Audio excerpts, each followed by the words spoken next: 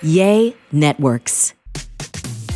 Welcome to the Great Girlfriends podcast, where we discuss life, love, laughter, and everything in between.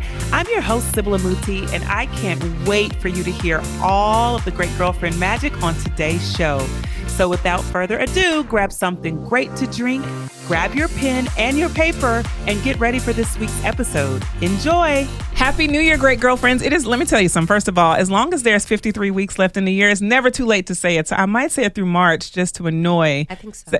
Right? Just to stir people up and go, wait, what's today? Why not? Why not? So happy New Year, Great Girlfriends. I was just telling my amazing guest for the day how she is my absolute first recording guest of the new year. I took a hiatus to do what you did, Brandi, how we talked about stillness in our show before the show, to take some stillness to relax, reflect, and just enjoy quality time with my family and with me. Yes. Time with me. And I'm so excited that I did it, because when I tell you I came back so refreshed and very clear. Yes. I was very clear. So when this recording day came up, when I tell you how excited I was today, Brandi, just to even be in this space, to meet you and to share space with you, I am incredibly grateful. So Great Girlfriends, I want to welcome to the show my new great girlfriend. She just surprised, and congratulations and welcome to my family, Brandi Sellerz-Jackson. I'm so happy to be here. I'm so happy to be here. Thank you. I am so happy to have you. And I was telling you, prior to you coming in, that shout out to Chelsea, because Chelsea is such a great publicist. And I think she sent you my way a few months back, but I was on a hiatus or something like that. And I just remember reading your bio and going, she's an amazing woman. This is one amazing human. And I'm so just honored to have the chance to get to know you more. Thank you. And learn about the work you do and this new baby that you've birthed in the form of a book. Yes. That has, really given you, I guess, a new sense of, I guess I can say, purpose around the work you do and how important your voice is. Absolutely. And I think you're considering that book like a seed to the newest, biggest, greatest. So I'm very excited. But Brandi, before all of that, I want you to pick one of these cards. I'm holding up the Great Girlfriends Love Thyself affirmation cards. They are super exciting, 53 cards to really get you motivated during your day, your week, whatever the moments are. And Brandi, these cards were designed to allow you to speak to you. We don't need anybody else to affirm who we are until we've done it ourselves, until we've created a sense of certainty. Then what you say really layers on top of how I already feel. And what I feel is a result of my experience with me. So I always try to do a good job of setting a space where Sybil's good with Sybil. Yeah. That way Sybil can be good with Brandi. Yeah. And so I sense that same spirit in you. So I want you to just pull one card. It's one affirmation. And let's see which of these affirmations is really meant to speak to you today. I'm going to go with this one. Okay. What'd you get? I am open to love and romance at the highest level. Ooh. Listen. I'm down. I'm down. Spice it up. I guess I'm spicy. You're spicy. I love that. This season. I love that. I love it. I love that for me. I want you to take that and screenshot it and share it with your husband. He's gonna be like, "What?" I'm gonna screenshot plans. it right now. Be like, "Hey, we have a date night. Either we were saying Friday or Saturday. Okay. We were going to see a dear friend play, and I'm like, maybe we should make it a weekend." Like a weekend away. Because why not? Like a staycation. Why not? Because we need that. At the highest level. Oh, my gosh. I love that so much. Good for you guys. Thank you. I want to know how that goes. I know. All about this staycation. I think we need that. Yeah. Listen, I'm 17 and a half years into my marriage, and we can always use a zhuzh of some sort. There's always room to spruce up the relationship even more, to add more spice, more energy, more zest. Yeah. Dust off some old things. And we need that. We need that. I love it. Listen, but that is not the core of why we brought you here today. That's one of the spicy. So super spicy. I want to talk about the work you do, Brandi, because I know you're a doula, and I think that is one of the most, it's such a tender position to be in, and it's such an honored space to be in. To have a person stand beside you or guide you through your birthing process is powerful. Yeah. Very powerful. Yeah. So I know that you are in that expert space of as being a doula. And I also know that you co-founded Moms in Color. So tell me a bit about your work, what you do, who you are, what you're passionate about. Yeah. All the things. So I started off in the birth and postpartum field of doula work. I started off actually in postpartum. Okay. And then I went into birth. And that, I mean, it was great. It was wonderful. I mean, to be able to sit with someone during their most hardest moment, one of the hardest. Yeah. I honestly can't think of harder moments than birthing a child. I mean, there are, but if you ask most parents, childbirth or a hard thing you've done, most people say, yeah, pushing a child from my uterus was pretty intense. Yes. You know, having them, you know, if they have a belly birth, a C-section, having them taken out of my belly and major abdominal surgery, pretty hard. To sit with someone in one of their hardest moments is an honor that I don't think many people don't get that. Right. And to be able to say that's something that I've done for my life is just wonderful. I stopped practicing officially around 2021. I would accept births here and there, kind of. But I stopped practicing and started modeling my doula work into what I call now a life doula. And that's just, you know, basically someone who sits with you in the weirdness of life, the yuck and the yum of life, and helps you to kind of like navigate transitional moments that we all have, right? And I started really shifting into that work because, you know, as I began to do my own personal work, I realized why I became a doula. And while I would love to sit here and say, you know, I share this in the book, but like, while I would love to sit here and say, oh, I became a doula because I love supporting, you know, women. I love supporting parents. I love support. That's true. But the truth is, I became a doula because I've been a doula since I can remember. Wow. Since I was a child. Since, you know, inception. You know, I became a doula because I was protecting people and the adults in my life when I really shouldn't have as a child. Okay. And so becoming a doula and stepping into that role of protector and keeping everyone in the room safe was like second nature to me. It was familiar to me. And so, you know, I write in the book where, you know, when I say, you know, think about your, you know, when we're figuring out our thriving tools versus our survival tools, really comb over not just your imperfections, but your superpowers, the things that you excel at, the things that you're really good at naturally, because that might be actually where the wound may be. That actually might be where the wound is. And so I ended up transitioning into life doula work after really just having some really serious conversations with myself, honest conversations with myself. You know, do I like being woken up in the middle of the night to go and support, you know, a mom as they're giving birth? Do I like the feeling that I feel when I'm technically on call? And on call is like usually around 37 weeks.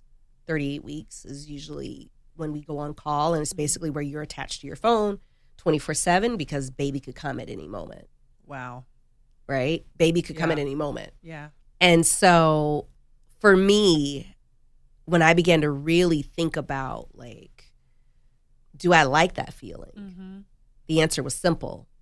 I don't. I don't like that feeling. And I don't like it because it reminds me of the countless times as a child that I was woken up in the middle of the night and I had to support and I had to protect and I had to be, keep everyone around me safe. Wow. And so, Brandi, that's big. I know. Oh my goodness. Yeah.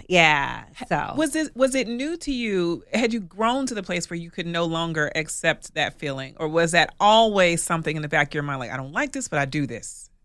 Or had you evolved or matured to a place where that no longer fit you? I bypassed it. Oh. I knew I didn't like it, but I kind of chalked it up to, well, who does like it? Mm-hmm. Who likes getting woken up in the middle of the night? Mm-hmm. Who likes it? No one likes it.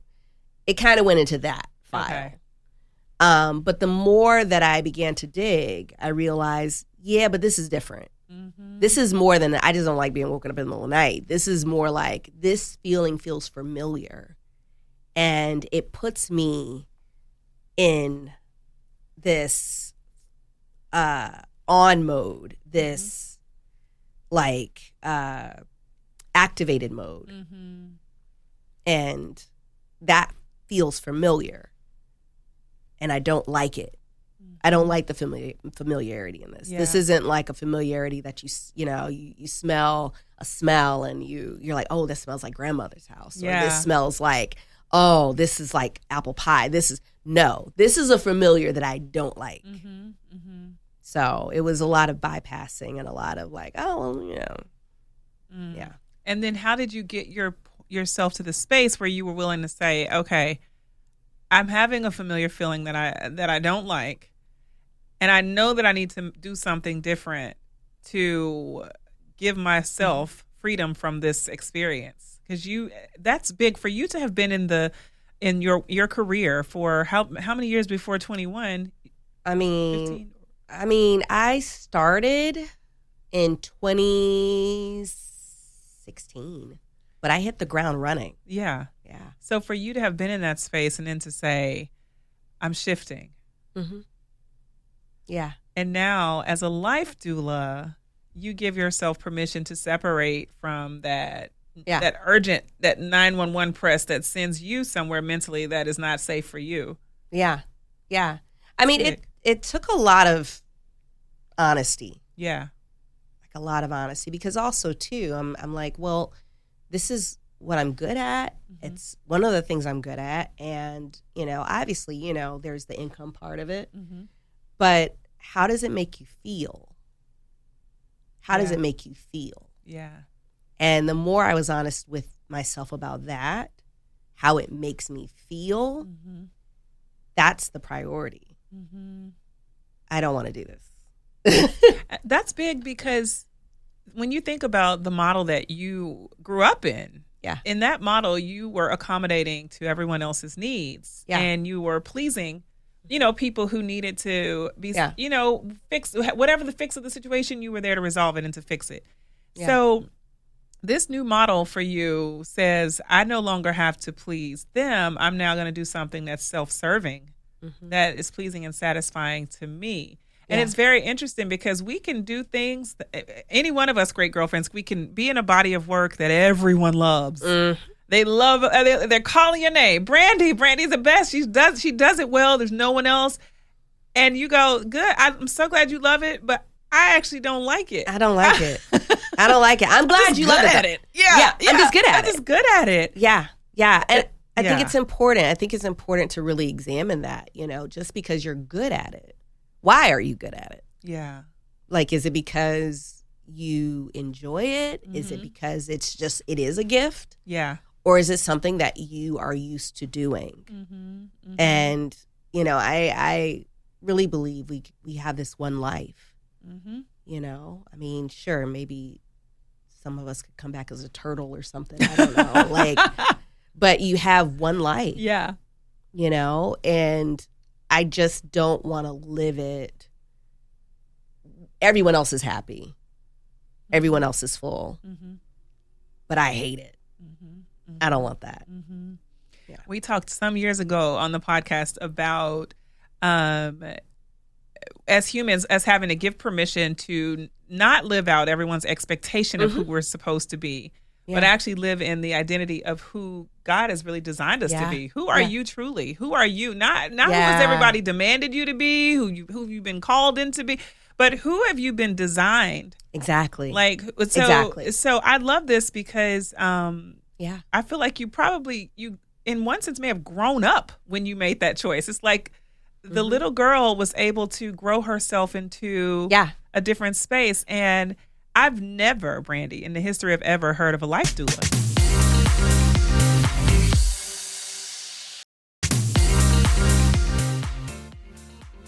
So I'm so excited about hearing like what you do as a life doula, and I think I probably need one. But I do want to. I'm like, Brandi, I think I need a life doula. Some of us might need a life doula, and we don't know it because we've never really fully heard of a life doula. Yeah. So I like it in this space. I want to know about this work as a life doula. Yeah. Because I do think it's been the bridge to you even now birthing your new baby. Yeah. It's funny. So the term life doula came from a conversation I was having with a dear friend. Her name is Aishat Tasati, a dear, dear, dear sister friend of mine. We were on the phone like many Saturday mornings that we've been on the phone. And we were just kind of joking about, man, how cool would it be if there was like someone to kind of like help you navigate life, like the tough moments, the hard moments, the transitional moments of life. And we're like, yeah, life doula. And it just kind of stuck with me. And I'm sure it stuck with her as well. Yeah. And, when 2020 happened, Brandi, we all needed life doulas in 2020. Let me just... Where were you when we needed you, Brandi? Were you still on the babies or were you... No, I was there. I was there. We didn't know to call you. We needed you. I was there. Okay. But basically, babies continued to be born. Yeah. And it was interesting because there's a lot of different rules that were happening during the pandemic, where some doulas weren't allowed in the hospitals. That was for a bit. Gosh. And so with that, though, I ended up starting to get calls from different people saying, hey, I have this friend who's just trying to figure out X, Y, and Z. And I think they would benefit from talking to you.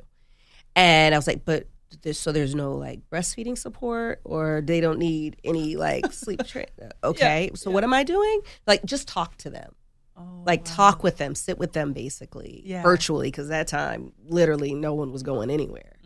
And that's kind of how it started. I just started talking to people and helping them navigate little things from, maybe they are in postpartum to, their parent, their in-laws, or, the one friend who is just being a lot, or, and it kind of just grew from there. That's kind of how it started. I was like, and before I knew it, I was like, oh, this is what a life doula is. And so, yeah. So what about this space feels good for you? I can just point out the physical parts of it. I'm not being woken up in the middle of the night. Right. Right. There's actual hours for this, folks. There are actual hours. Yeah. Like, I can just choose not to answer. Right. That's the first thing. Yeah. I think, one thing to consider is the triggers. And I didn't realize how much that was triggering me. Like, being woken up, startled awake. Yeah. It is triggering for me. And so that's the first thing. That doesn't happen. And then I feel like this feels more purposeful and more intentional and more aligned with actually who and what I was created to do. Wow. If that makes sense. Yeah, of course. Like, this feels more aligned. Yeah. I don't feel like I'm rescuing or protecting in that way. It feels very more so like this is a gifting, and this is something that was put in me, and I actually have it doesn't come from trauma. It's not birthed from the wound. It's actually something that's inside. And, I think of it, I'm an old church girl, but, but like, I think when it comes to our gifts, a lot of times we have those things, right? But life, the world, just everything that comes at you can kind of like twist it in a weird way to where it's the opposite. Absolutely. But it also looks kind of like what you're supposed to do. So I think for me, this life doula thing, it feels like this feels purposeful. This feels like, this feels natural for me. But it doesn't feel like it's from the wound. It doesn't feel like it's twisted from all of the life experiences. It feels very much so like this was what was the moment I opened my eyes. Before I opened my eyes, like, boop, that was inside there, if that makes sense. It does, because when you say it doesn't feel like it's from the wound, I hear you saying that you're not responding or reacting to a pain point. No. This is just part of your being. Yeah. This is part of your design. Yeah. That's good. Yeah, and I can tell because the way I feel. Like, when I support people in this way, I feel happy. Yeah. I feel joyful. I feel honored. I feel like, wow, how great is this? How lucky am I that I get to do this work? Yeah. As opposed to, oh God, here go another one. Here goes another one. It doesn't feel like that. Yeah. And don't get me wrong, I was very honored to sit with people in birth. Yeah. But I also, and the part of it, it was triggering. Yeah. And it's so interesting because when I think about the work that you do now versus where you were before, and so many women that are listening have placed themselves put themselves in a place of sacrifice, where the work that they do is at the sacrifice of who they are or where they belong. Yeah. And consequently, they are triggered. Yeah. Constantly. Yes. And the triggers are what I view as indicators that you're in the wrong place, doing the wrong thing at the wrong time, or something in your formula is off. It's exactly. not aligned, yeah. But we cope with the triggers. We eat through the triggers. We watch TV through the triggers. We do all these things to either self-medicate or relieve ourselves through the triggers, only to wake up and realize that you can't run. You can't. You can't run. No, you can't run, and you'll never experience the beauty of thriving while surviving. No. So I hear your transition, and I see. And listen, this is my first time meeting you, but I've been on your gram, by the way. Oh, well, thank you. I've been all on your gram. I was like, I appreciate it. Like all of it, all of it. But what I see is like this very light. So when you tell me what you were experiencing before, and I'm looking at you, I'm like, look how very lighthearted and bright and at peace, and just very postured and calm and still you are. Yeah, I can understand that there was work that you put people always say, your person looks this way. When you see a person that looks this way, know that they have done mighty work, and they are doing a lot of it. Like the regimen is real, right? And the continued work. Yes. It's continued. It's never ending. It's not a destination. It's continued work. Yeah. So from surviving to thriving for you, that one was to give yourself permission to moving from the wound to now moving from this place of design where you the thing you were birthed to do. Yeah. So honoring your spirit. Yeah. Yeah. And even acknowledging those triggers. Yeah. Exactly. And then you make the shift. And what are some of the other things that you did to position yourself to come out of survival? Because you also, great girlfriends, for those of you who are not following Brandi Sellerz-Jackson, go follow her. But if you are familiar, then she has a family. So, listen, wife, mama, got a dog, and all the stuff.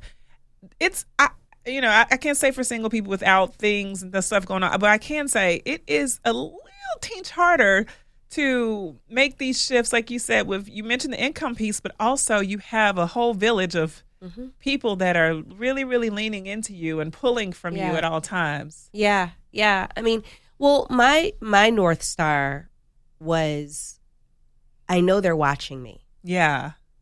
They're watching me. They pick up on everything. Yes, they do. On everything. They may not say it. Well, actually, they do. They say a lot of what they're, even if I don't, if I'm like, wow, that was intense. Yeah. But they pick up on everything. And, I shared this, I think the other day on a podcast interview, but, my youngest, Jupiter, he's 5. And I was taking him to school, him and his brother Jedi. We were going to school, and he said, "Mommy, are you still happy?" And I was like, "Oh my gosh, Jupiter, I'm so happy." Because he knows that the book is out, and he's seen me be like, "Yeah." Yeah. And I was like, "Oh my gosh, Jupiter, I'm so happy. Yeah. I am so, so, so happy." And he said, "I'm glad you're happy." And then, I mean, that right there, just like, it just, ugh. Yeah. But then I said, "Jupiter, are you happy?" And he said, "I'm happy you're happy." And that for me, it shared so much with me. It just, you know, for those of us who are parents, doing this work, it's for us and it's also for them. Absolutely. Yeah. And finding that purpose, doing that work of unlearning and relearning and dismantling the stuff that no longer works. Yeah. And then picking up the things that do work. Yeah. It's for them as well because they see it. Yes. They see it. Yes. And I'll even say, you know, they see us when we're happy and they want us to be that. They want that. And I'll even say they want our happiness to come from outside of them. Ooh, that's good. And beyond them. Yes. Separate from them. They don't want to be responsible for it. Like, they don't want the weight of that. And who wants to be responsible for your happiness? No. I don't know any adults that want. I don't want it. Yeah. Nope. I don't want. Too much. It's a burden. At that point, it's not even happiness. It's just work. I'm responsible for your happiness? Nope. Too much. That's too much for any human, right. let alone a child. Yeah. And I know that our kids, they see when we have happiness outside of them, and they appreciate it. Oh, yeah. And they love it. They're like, "Go, mommy. Go, mommy." This is good. Yes. They're like, "Go, mommy." Playground? Yeah. Yes. They're like, "Go, mommy. You do it. Do you, boo?" Like, they're like, "I'm happy that you're happy." Yeah. That's literally like, they care about that. Yeah. And so for me, my North Star was them. You know, yes, it's hard work, but which hard do you want? Ooh. Like, do you want the hard that's, you know, hard later on? That's right. Where your kids. Consequential to your legacy. Right? That's consequential down the line. Yeah. And you see it as like a great-great-grandmother. You see the work that you could have done, but you just didn't because it was hard. I don't want that hard. I don't want that hard where I see what I could have done. I want the hard that's hard now. And then I'm able to look back when I'm in my 90s and I'm like, "Oh, okay. I see it. Good job." Yeah. So they were my North Star. They were it. I was like, no. Yeah, we got to do this now. Oh, that's so good. That's so good. I hope that any one of you that's listening and feeling like, what about my kids? What will they think? What will they say? Just know the amount of respect that they hold for you when you give yourself the power and the freedom to honor your gifts. Yeah. Yeah. They are happy that we're happy. Absolutely. And preferably our happiness is not. It's detached from them. It's so true. Signed management. They don't want that. They don't want it.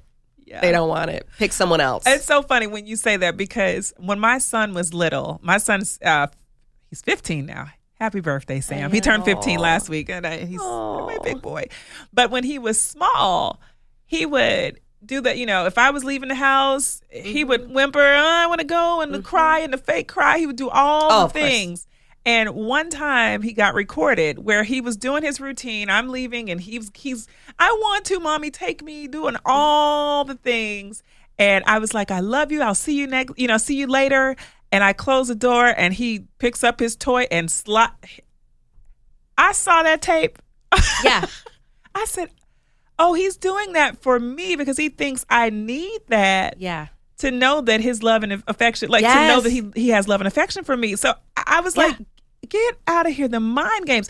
It is not true, but it was interesting that in his mind, he needed to show me that as proof that there was love for me. The door closed and Brandi, he picked up his train. There was not a real tear. Oscar award winning performance. I walked to the subway feeling so guilted and like, oh my God, I'm going to get back. And then somehow through the day I got past it. But when I saw the video, I was like, the way this works,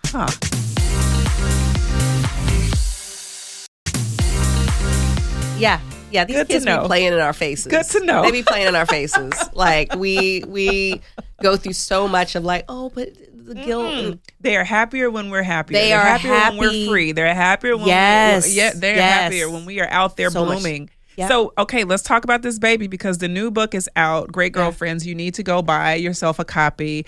I love the shift that you have taken, Brandi, because I mean, again, just meeting you and experiencing you, I understand how this stage of your life, the devotion that you have to this work is part of your legacy and your big display of who you are. Yeah. It's like, it's the opening, I think, to the bigger display of who you are. And, there's going to be some unearthing of other things that are on the inside of you. Yeah. So let's talk about this book. Yeah.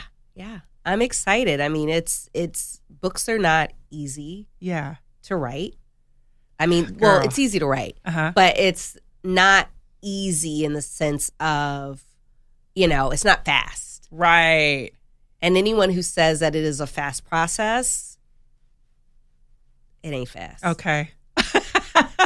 It ain't fast. It ain't fast. How long was your process? I have an idea. So it was like 9 months for the first draft. Okay. That's just first draft. Oof. Manuscript. My God. 9 months, just first draft. So that's the baby. Literally, that's like close to doula. Yeah. Usually people get a year. I got 9 months. And then after that, about 2 years of editing back and forth. Oh. Yeah. About 2 years of editing. Mm-hmm. And then finally, they get it out there. Name of the book and why? On Thriving. I feel like it is, when I hear thriving or on thriving, it feels continual. Yep. Yeah. And I love that. Yeah. Because it is continual. It's not this destination or this like, boom, you've arrived. Yeah. So it's like continued work that we're having to do. Yeah.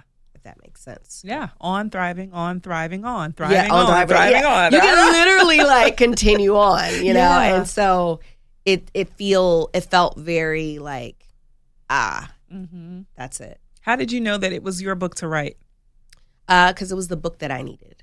And so I wanted to write a book where, it was kind of like a manual of how to thrive in whatever space you're in. So I break down the book in 4 sections. First section being relationships, so thriving in relationship with yourself and others. The second one is mental health. So how do we thrive while navigating our mental health? The third is grief and loss. So how do we thrive while navigating loss and grief? And then also kind of redefining what grief looks like, what death looks like. It isn't always a physical death. Right. Sometimes it's the loss of a relationship. Maybe it's the loss of a friendship, whatever that is, And then lastly, thriving while being othered. And so how do we thrive when we look around and we're the only one in the room? Do we shrink? Do we make ourselves smaller? How do we thrive in those moments when, everything feels like we don't belong there, but we do? And so, I wanted to write the book that I wanted. And that's kind of where it started. What are people saying about the book? I mean, I hope people like it. It was featured in Oprah Daily, which is great. So that's like that's greater than great. I think that's great. Yeah, I think it's pretty good. That's like the greatest of great of greatness. I think it's pretty good. Oprah Daily featured it. Well, Oprah, we love that you featured the book, and we're so grateful. I mean, come on, that's pretty awesome. It's pretty awesome. Yeah. And then it's Amazon at Editor's Pick. The wonderful editors over there actually said that if it's one self-help book to read in 2024, On Thriving is the book to read. So, that's powerful. Yeah. It was like, oh, thank you. I appreciate that. Thank you for saying that. And And we've just been getting a lot of great feedback from it. But I got to tell you, one of the biggest things has been, my son, my oldest, who is 17. And if anyone is familiar with teenagers, you know that they are brutal. They are brutally honest. They do not mince words. They gonna say the way it is, yes. And just get yourself a Band-Aid. Yeah. Get ready. But he read the last section of it, and he was just like, Mom, it's good. It's good. And for him to say that, that goes on the back cover. That's like, Mom, it's good. That's it. Yeah, I should actually, whenever it's reprinted, we should put that on the back. It's good. Yes. Jackson. That's it. Yeah. That's reviewed by my son. So there you go. That's a real review. That's a real review. I mean, we'll put that right under the the Oprah thing. Yes. We'll say my son said. My son. My teenage son said. It's like, it's head to head. Yeah, it is. Oprah and my son. Head to head. That's so major. Yeah, it is major. What was your favorite chapter? I would say my favorite chapter was, or I'll say section. My favorite section to write was probably the one on grief. Okay. And it probably is my favorite one to read. And I say that because that one was the one that gave me the most problems. It was really hard to write because I wanted to write it in a way that wasn't so cliche. I wanted to share about the loss of my mother. I wanted to share about miscarriage and postpartum, actually, as a form of, grief and grieving. But I didn't want to write about it in a very on the point kind of way or on the nose kind of way. And so I started that section over so many times, a lot of times, like to the point where I was like, this is dumb. This is dumb. Writing books are dumb. It's so dumb. It's so dumb to write a book. I hate it here. But after writing it, I was so proud of it because I was like, no, this is it. This is how I want to express this and the way I want to say it. And so, I'd say that section was the hardest. Wow. And also the best.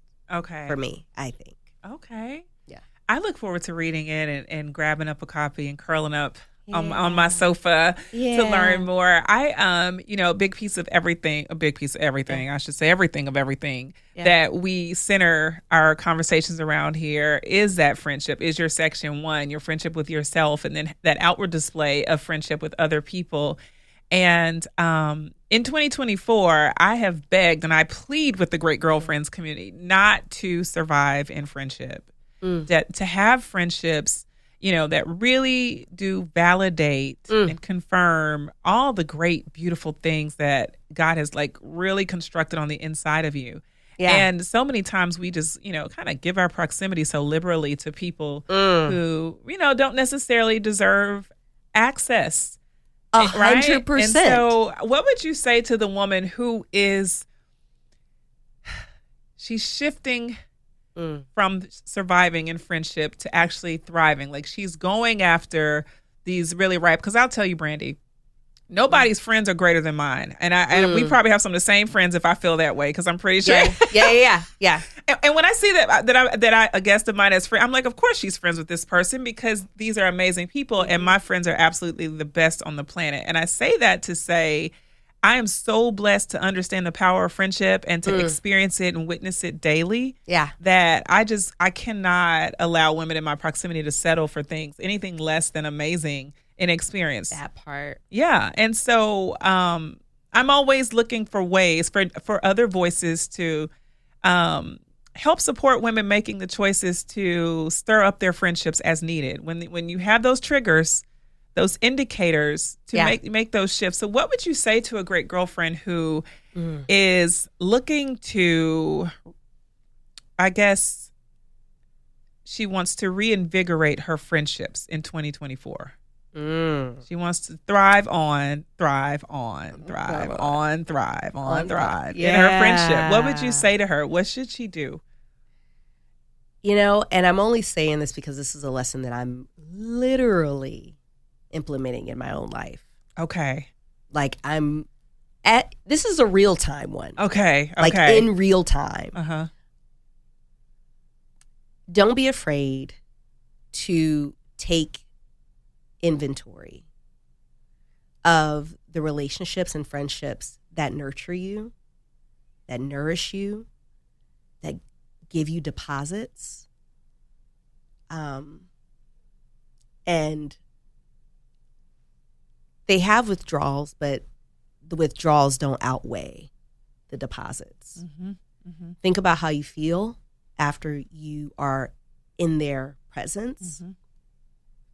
One of the things that I've been really working on is taking stock of the friends and the friendships that have been with me through the yuck and the yum. Girl. Because here's the thing. I think that there are a lot of friends that can sit with you in the yuck. Mm-hmm. There are a lot. Mm-hmm. Mm-hmm. I think we have it backwards. I Mm-hmm. think people think it's hard to find people to sit with you in really weird times. Yeah. Actually, it's really easy. Yeah. Yeah. Some people are okay with sitting with you Yeah. in the yuck for whatever reason. Mm-hmm. But it's really hard for them to sit with you in the yum. Mm-hmm.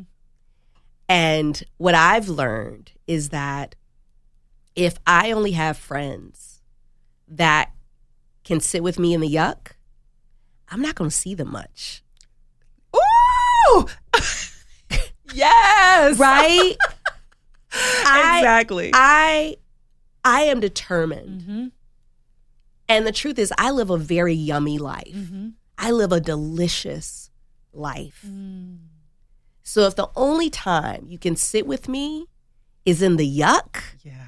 I'm not going to Have see you much. That's right. Yeah. So I want friends that can sit with me in the yuck ever so often, not really a lot at all, Mm-hmm. and the yum. Mm-hmm. And can sit with me in the yum with the same fervor Yeah. and excitement Yeah. Yeah. that they can sit with me in That's the right. yuck. Yeah. If I look at it and literally all I see you in is in that weird moment, that one time, but when everything is going great and blooming and thriving, I don't see you, Yeah. that's a problem. Mm-hmm. And that's not really, I'm not sure if that's the friend. Actually, I am sure. That's not the friendship that I want. Mm-hmm. That's not the friendship I want. And I don't think that's the kind of friendships we deserve. Mm-mm. Mm-mm. We No. want friendships that can sit with us in both.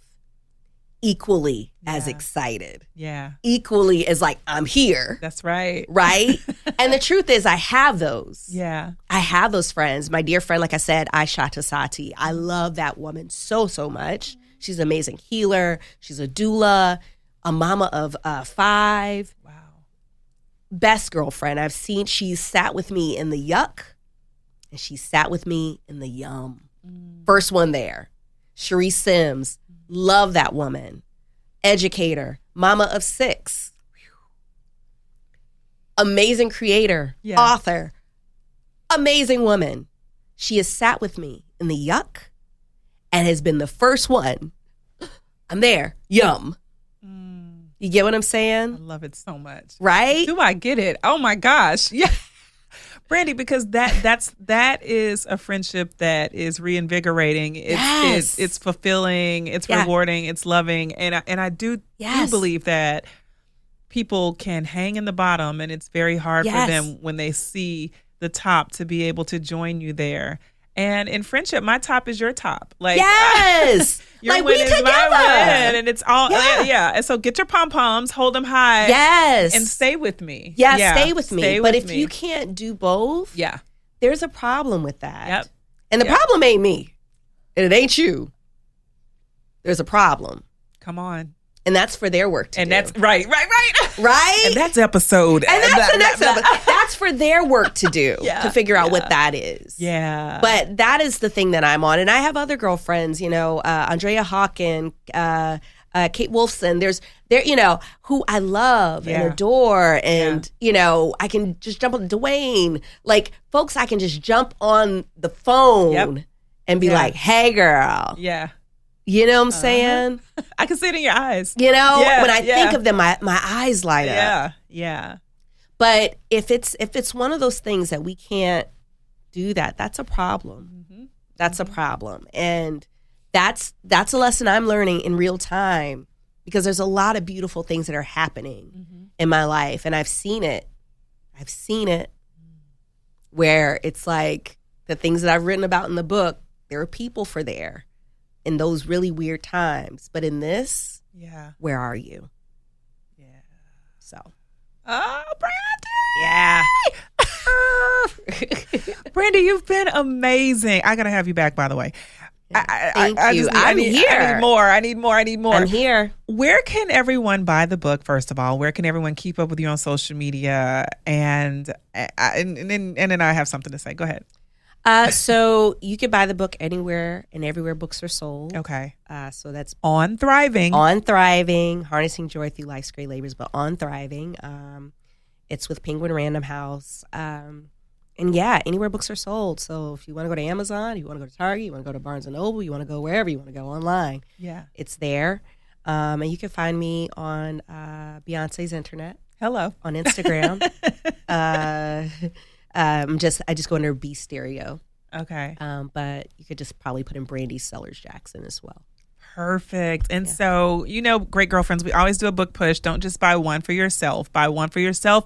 Buy another one for your great girlfriend. And if you're feeling froggy, buy one for your frenemy. The one who needs some help in the friendship realm. Like, buy one for her. Yeah. But we're also giving away 5 copies of the book. Yay! So if you want to get one of the first 5 copies, email us welcome@thegreatgirlfriends.com. Subject line On Thriving, and we will in the body of your email, please put your address so that we can ship the book out to you.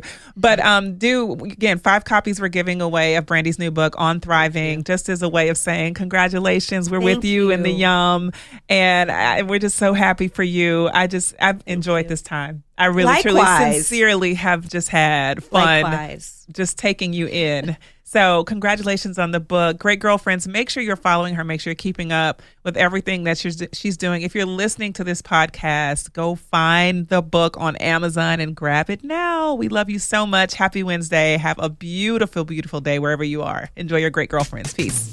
All right, great girlfriends. Did you enjoy this week's episode of the podcast? If so, would you please give us your amazing review on iTunes? Every single review helps another great girlfriend get plugged into the podcast and the community. Speaking of community, make sure you join our Facebook group at The Great Girlfriends. Follow us on Instagram at The Great Girlfriends and on Twitter at @the_greatGFS. I'm Sybil Amuti. Yay Networks.